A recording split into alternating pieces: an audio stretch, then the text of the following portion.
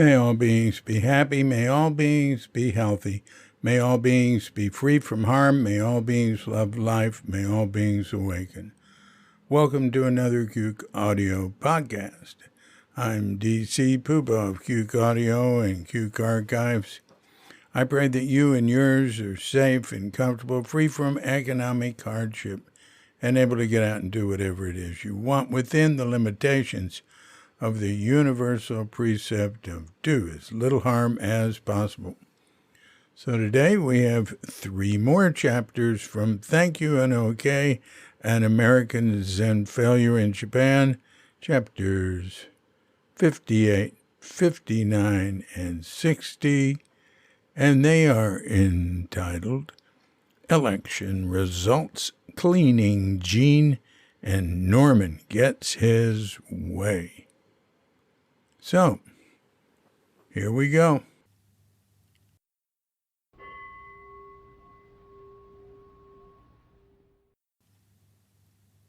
Election results. Maruyama, November 6th, 1989. I am very angry that recruit scandal candidates won, said Shimizu in an uncustomary huff. Across from him, Mrs. Morikawa was shaking and stuttering.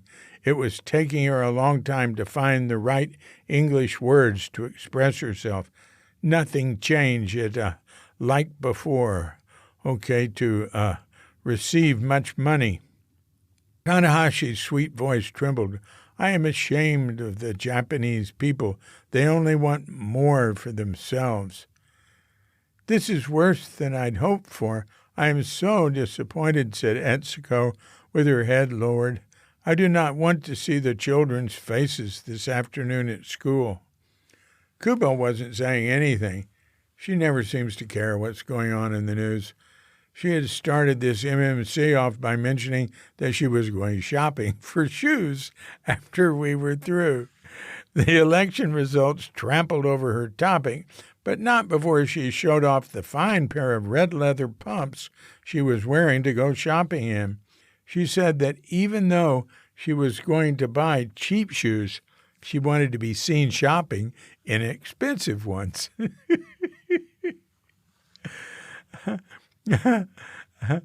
I let the class talk a while in Japanese to get their election frustrations out of their system. While they did so, I put some water on in the kitchen and brought in a bowl of expensive purple grapes that we'd received in a box from the mother of a couple of girls in one of Ela's classes. I counted the grapes and figured they cost 35 cents each. We see these special fruit gifts on display in the train station. Melons cost up to $80. Savvy Ishitaki says, don't waste a melon on a Westerner. When the class saw the grapes, they stopped talking for a second and exclaimed over how choice they were and thanked me for the offering. We have missed an important opportunity to reform the system, said Etsuko, picking her first purple prize from the twig and peeling off the skin. Hands reached for the bowl, each hesitant to go before the others, but soon everyone was peeling and savoring.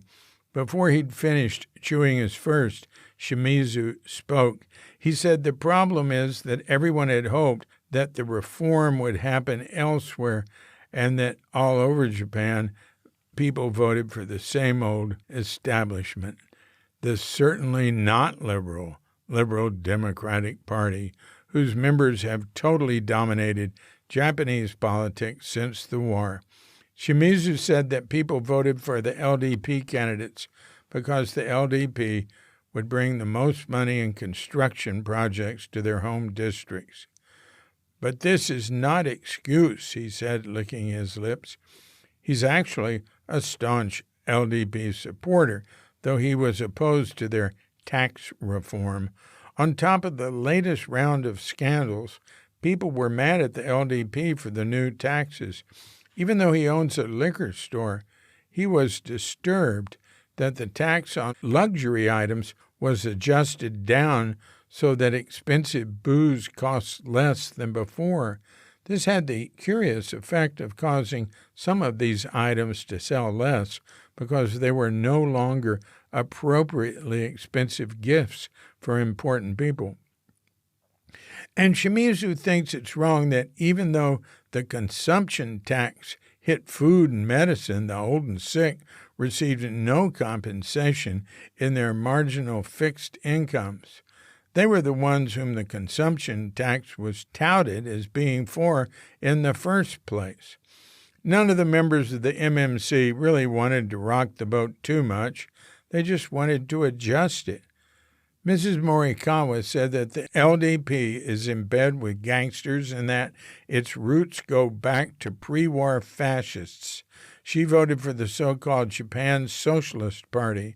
I asked her what she hoped for if they won control of the Diet, that strange Latin-based translation for the name of their Congress. "Oh, I don't want them to win," she said. "I just want them to gain some seats and have more influence. Their platform is to not recognize the South Korea but the North, and that would be very bad. And they oppose the Mutual Protection Treaty with America, and that is very important to stop Japan from becoming militaristic nation again." Tanahashi had announced solemnly the week before that after much deliberation she had decided to vote for the Communist Party, not to be confused with communism anywhere else. It's a strange party, and I was a little embarrassed for Tanahashi that she voted for them. She had decided to because they didn't have any scandal-ridden candidates, and also because they had been the first to advocate a democratic society with open elections and the right to assembly earlier in the century. But after all that, it turned out that she had the same ultimate strategy. She just wanted them to influence the LDP a little bit, not to become too powerful. Etsuko had voted for the candidate from the smallest party, the Shaminden. I can't remember the name in English, but in Japanese it sounds like a People's Socialist Party, and they are an offshoot of the JSP. She brought me one of their posters, and lo and behold, written in English was, "Think globally, act locally." I thought they must be a really hip environmental group, but Mr. Shimizu popped that bubble. He said they mainly tried to get more federal money spent locally and were fairly isolationist. He furthermore said that everyone would be better off if Japan thought globally before acting globally. Anyway, Etsuko had the same idea in voting for the Shaminden as the other women. "Doesn't anyone but Mr. Shimizu vote for whom they want to win?" I asked. Etsuko pointed out that even Shimizu didn't want the LDP to win big. "We all think they are experts who know the best foreign policy and keep the nation economically strong, but they should be more honest and care about little people." Kubo finally spoke up and said she voted for the LDP. "And why?" "Aha! Why?" I asked. She said the only candidate that she and her husband paid any attention to was a very nice young man whose family was close to theirs. He was untainted by the scandal and was running for re-election. I asked her what this nice young man thought about the consumer tax, which she disliked so much, her favorite pastime being to shop. And she laughed and said, "Oh, he does not understand things like that. His family is very rich, and his father and uncle are in politics. They do not know about the problems of usual people." All week in English classes and on the streets and conversations with neighbors, I heard the words embarrassed and ashamed, mainly from people over 25 years old. But this was even true of some of the college students, housewives, and salarymen who had very little to say before the election. There was a general atmosphere of disappointment. I can sympathize. The candidates I vote for in the States hardly ever win. Sometimes I get superstitious and wonder if things would turn out better if I voted against my candidate. My Japanese friends are happy to hear me rant and rave about politics back home. It helps to even the score. Shimizu said that before he met me, he thought that only Japan had politicians to be ashamed of. One thing we won't miss is the noisy electioneering. The campaign sound trucks representing all the various candidates and parties will no longer be wandering around the city beseeching at such insane decibel levels. I asked when the candidates brought up issues or debated. They don't, said Shimizu. They just say, "Onegai shimasu, onegai shimasu." Please, I beg you, if you would be so kind, over and over. And when someone waved to show support, they say, "Thank you, thank you, thank you," said Morikawa. And the name of the candidate, added Etsuko, eating the next to last grape and getting her bright red lipstick on the tip of one of her fingers. "But don't they ever mention issues?" I asked, eating the last grape because I knew that otherwise it would sit there forever, like the consumption tax or the cost of elections or land prices. Shimizu said that a candidate might brush over the issues in a 5-minute talk at a supermarket, but everyone agreed that even there, when the candidates are with voters, they mainly just go around shaking their hands and saying, "Please be good to us," and "Thank you very much." How can you put up with those sound trucks? I don't understand. To me, it's just hard to, I can't believe it. I mumbled, failing to find adequate words to express my feelings about this phenomena.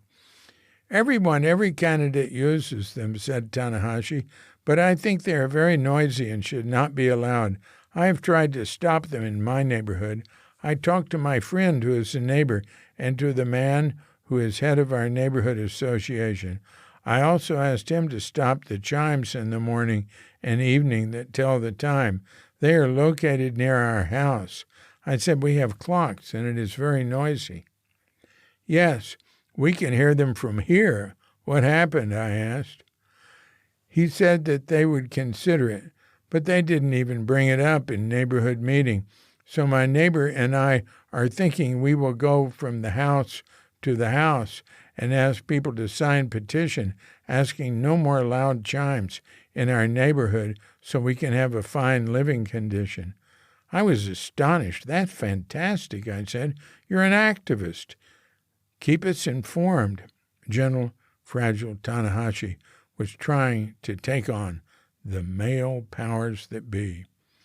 "People would not allow all this noise in the States," I said. "They'd be furious. I know we're generally noisier people than you are, but we have a stronger sense of a right to privacy." I bit my tongue to stop myself from saying we'd blast them off the road. They'd take me literally. Etsuko had just asked me last week if everyone in America carries guns. I'd already blown it just a few days before. It's probably because Elin wasn't there that day to stop me from making an idiot out of myself. I was with a few English teachers after Japanese class at a youth hostel on a hill. There were 2 sound trucks down below on different sides, wailing up their eerie, echoing messages. They were unbelievably loud, and 2 at once. And how did we Americans and 1 Australian react? We started attacking them with imaginary machine guns, going da-da-da-da-da. Kubo, who is one of the Japanese teachers there, walked out and exclaimed to me, "But David, this is not Bukkyo Buddhism." I stopped firing long enough to ask her if she liked what she heard. "They all do it," she answered. "Not good enough," I responded, and resumed firing.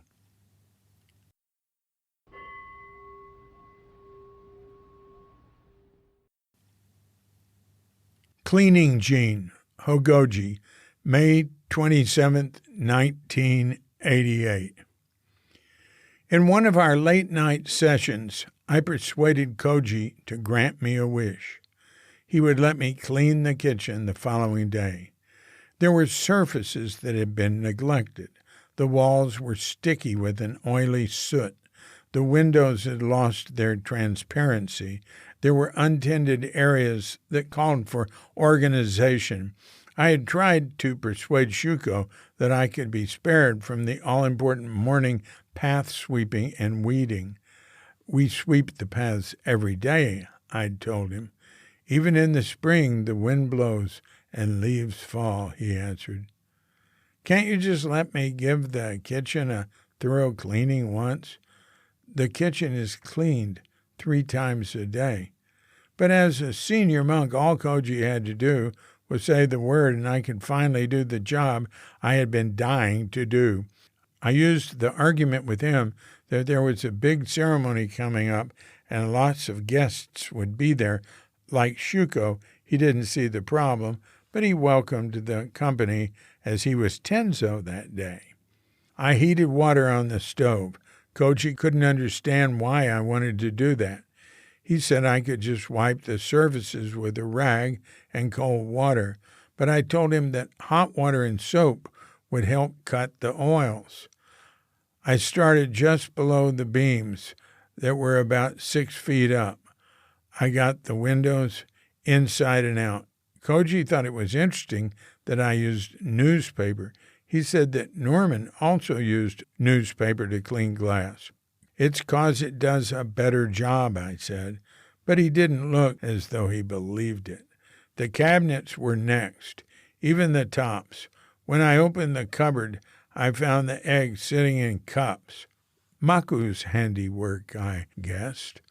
Carefully, I placed these contents on the table and attacked the bare inside. It was exhilarating to transfer the smudge to rags, paper, and water. Why are you changing the water again? Asked Koji. He was so curious at my methods. Because it's getting black. You're doing a very good job, David. Why do you want to clean so much? This is a true joy. Joy usually is just an empty word, something we strive for and talk about. I stuck my head inside the cabinet, which was illuminated by the flashlight in my hand. Looking for something? It was Norman. Grime, my voice echoed from inside. David is cleaning fanatically, said Koji. Was he like this in America? David has a cleaning gene, said Norman. It helps to balance his generally sloppy appearance. He went around the room checking my work and tisking. Centuries of layering of oil and soot gave this room a subtle patina, a finish with character, a finish that you have destroyed in a single morning. He shook his head and walked out.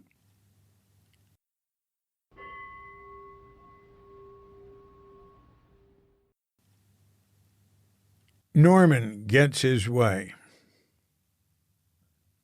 Hogoji, May 29th, 1988. Ganko-san, please come down from there, Shuko called up to Norman. Shuko was standing in the courtyard underneath the oak tree, and I was coming up the steps to get some gloves because I was getting blisters on my fingers from raking. I'm not coming down till I can put the pine nuts in the rice. It was Norman. I didn't see him anywhere. I got to the top. Please come down now, said Shuko. He was looking up. I looked up. Norman was way up in the big old oak tree. Not till I can use the pine nuts, he said. Hi, Norman, I called to him. How's the view from up there? David, please go away, Shuko said to me. Why? What's happening? He won't let me put pine nuts in the rice. Every time I'm cook, he finds something I'm doing that's not acceptable. I've snapped. I'm not coming down till I can put pine nuts in the rice. Where'd you get the pine nuts? I called up. From Agaki-san. It's an offering to the temple. Shuko, like the matches. Thank you and okay. The Buddha bowl is only for pure rice, Shuko pleaded. Fine, I'm staying. Why not make an exception, Shuko? I suggested. There's never been an exception. Please go back to work.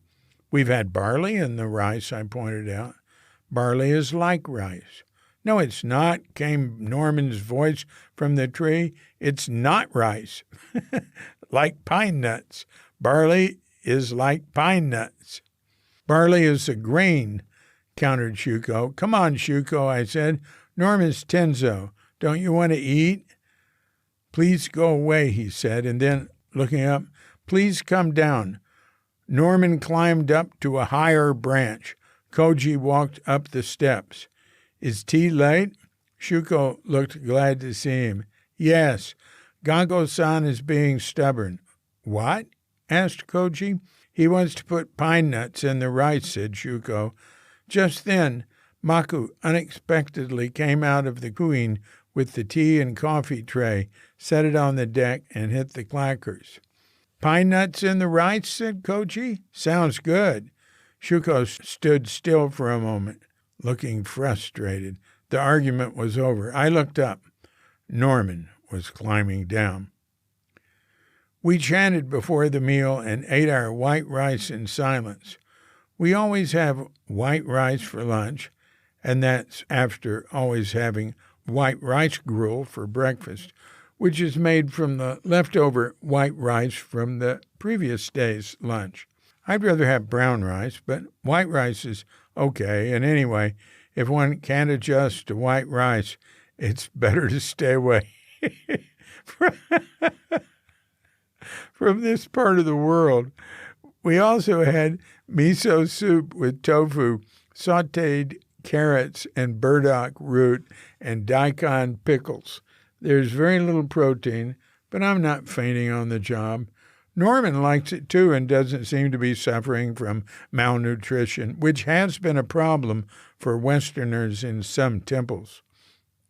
Lunch was almost exactly like every lunch I've ever had there except for the pine nuts. In situations of limitation, the smallest treat can bring the greatest joy. To me, the pine nuts were appreciated as much as if I'd been taken out to lunch at Green's in San Francisco. I chewed each nut separately and thought of Norman in the tree. After lunch, I went back to the hatto to prepare the altar for evening service. A single stick of incense remained in the large white porcelain bowl that rested on the lacquered table in front of the rising altar that housed the Buddha statue. It had burned out halfway down. The thin green offering stood at half-mast in the center of the smooth gray plain of ashes. I gazed into the bowl and lifted the stick out. It left a tiny hole where it had been situated, and I had the impression that I was a giant caddy lifting a pin from the cup of a putting green, or putting gray, on the moon. I watched to see what sort of golfers would walk onto the moon dust playing surface. This is the last one.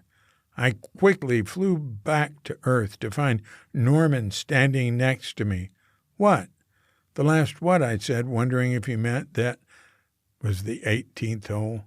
Thank you, and okay, he said, leering at me. I realized he meant the matches on the altar. There that fellow was on the side of the box, giving his thumbs-up sign, beaming and bringing a modern international touch to the hatto day after day. The last one? How could we use that many matches? I puzzled. I helped that process along a bit, he said. Practical pyromania is something I learned from the weathermen in the basement. Norman, I've become fond of those matches. To me, they symbolize the core of our practice. Think of it.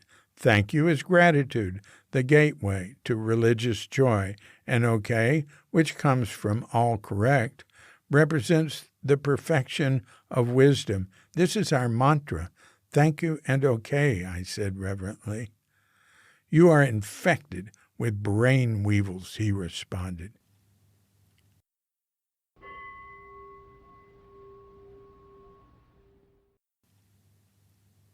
This has been a Cuke Audio podcast. I'm DC Puba of Cuke Audio and Cuke Archives, coming to you from sleepy Sanur with Dogette Bandita, Feline Cuchita, and dear lovely Katrinka.